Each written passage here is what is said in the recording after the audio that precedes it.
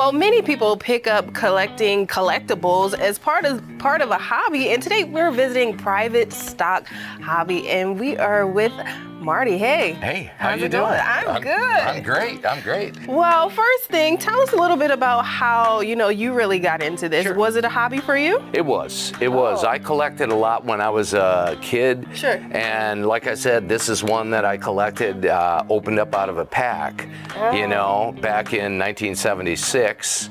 So, and thankfully to my mom, she kept it for me the whole time. Wow. And kept it in great shape. So I have a number of other cards that I've collected over the years.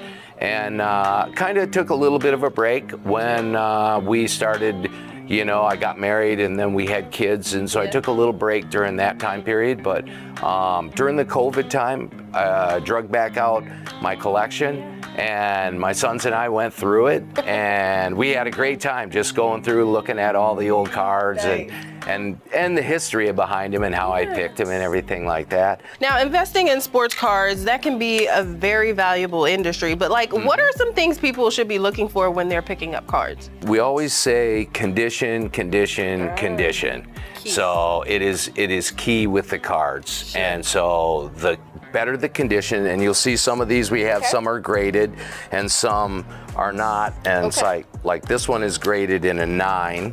Can you explain what a grade is? So this one is through PSA, and we do send cards in for customers. And what they do is they'll check the surface, the corners, the conditioning, and the size. Especially on your older ones, they'll check the size because there's a lot of people that are trying to make fakes on some of the older ones. So they look at the size, they look at some of these they'll look at the paper, and see if it was right with the time. So then they'll grade them, and the scales are 1 through 10. Okay. So 10 being the best. If you get a 10, that's a gem mint card, and so that's brings the value up. So what I always try to tell people, even young kids when they're coming in, when you get the cards, make sure you take care of them because the condition is probably one of the biggest things on there. Sure. Is a specific sport more of interest to certain people? Right here,